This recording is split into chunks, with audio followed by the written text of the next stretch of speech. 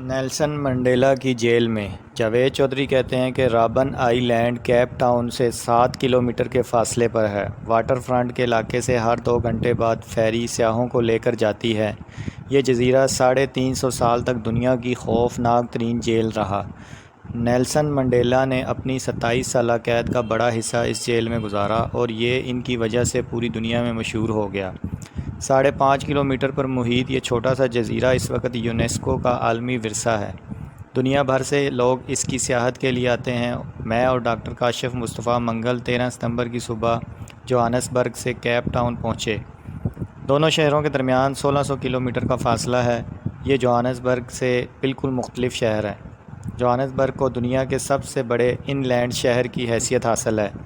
یہ دریاؤں اور سمندروں سے دور ویرانے میں آباد ہوا۔ آبادی کی وجہ سونا تھی۔ 1886 میں جوہانسبرگ میں سونا دریافت ہوا اور دنیا بھر کے مہم جوؤں نے اس کا رخ اختیار کر لیا۔ یہ علاقہ اس زمانے میں ویران بھی تھا اور بیابان بھی۔ درخت تک نہیں ہوتے تھے، مگر پھر لوگ آتے رہے اور یہ آباد ہوتا رہا۔ آج اس کی آبادی 60 لاکھ ہے۔ یہ دائیں سے بائیں پھیلا ہوا شہر ہے، ایک طرف سے 95 کلومیٹر لمبا اور دوسری طرف سے 110 کلومیٹر۔ آج بھی سونے اور پلاٹینیم کی دنیا کی سب سے بڑی کانیں اسی شہر میں ہیں۔ تاہم کیپ ٹاؤن بالکل مختلف اور یورپ کی طرح خوبصورت اور منظم شہر دکھائی دیتا ہے۔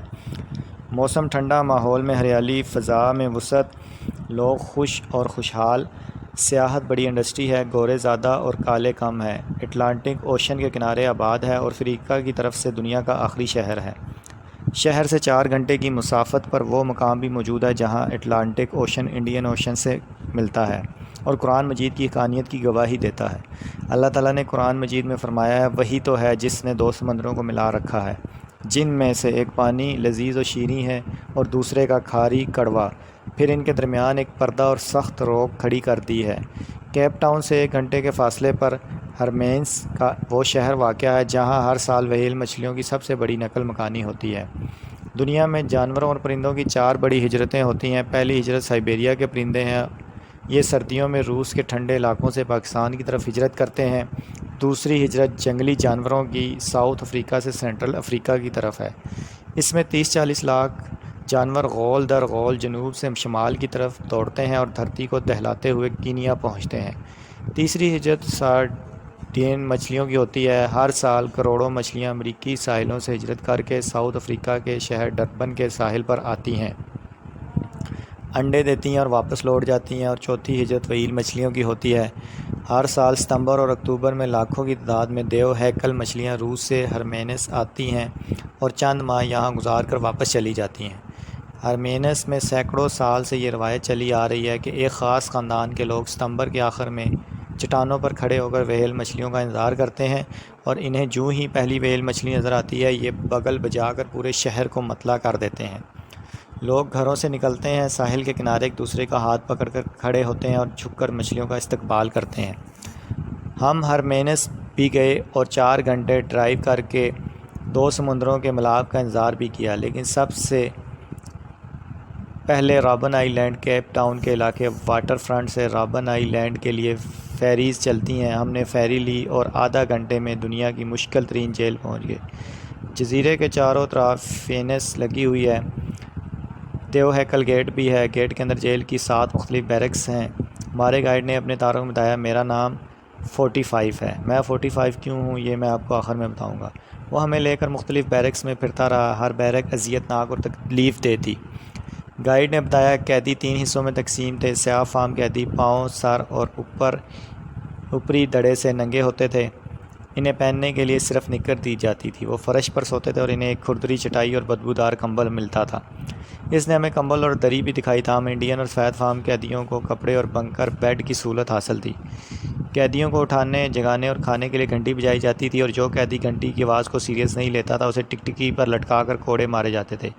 گائیڈ نے ٹکٹکی بھی دکھائی۔ عملے نے قیدیوں کی گفتگو سننے کے لیے بیرکس میں مائکرو فون بھی لگا رکھے تھے اور جاسوس بھی چھوڑے ہوئے تھے۔ وہ ہمیں آخر میں ایک بیرکس میں لے گیا، دھماکے سے بیرک کا آہنی دروازہ بند کیا اور پھر جیل کی رات کا نقشہ کھینچنا شروع کر دیا۔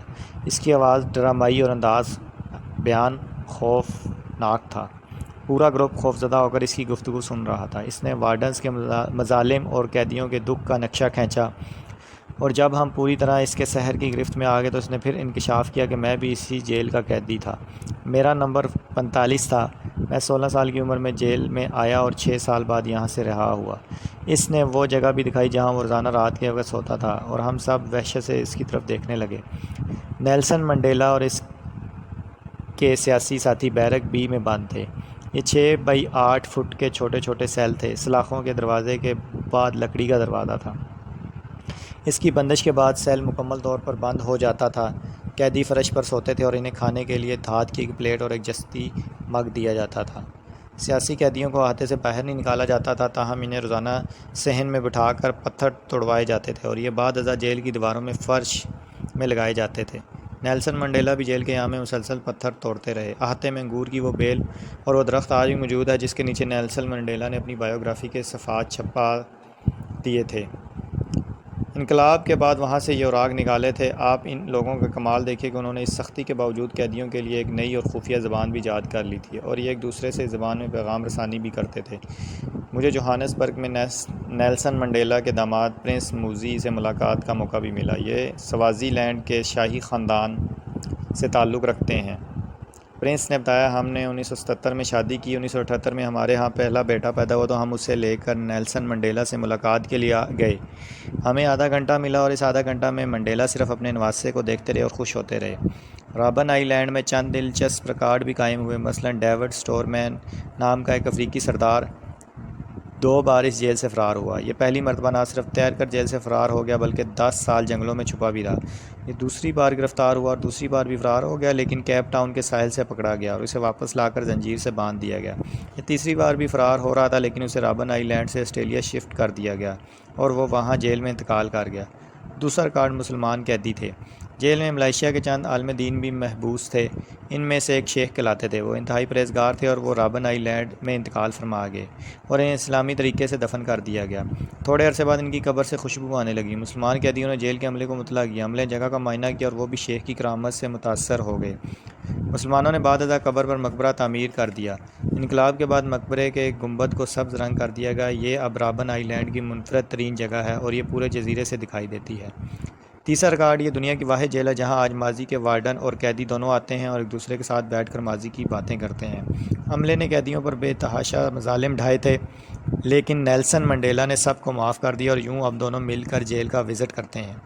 چوتھا ریکارڈ، جیل میں پڑھے لکھے قیدیوں نے ان پڑھ قیدیوں اور عملے دونوں کو پڑھایا۔ نیلسن منڈیلا کا قول تھا، ایچ ون ٹیچ ون، لہٰذا جیل کے خاتمے کے بعد 2/3 لوگ پڑھے لکھے تھے۔ پانچواں ریکارڈ، یہ دنیا کی واحد جیل ہے جس کے 2 قیدی صدر بنے اور ایک نے نوبل انعام حاصل کیا۔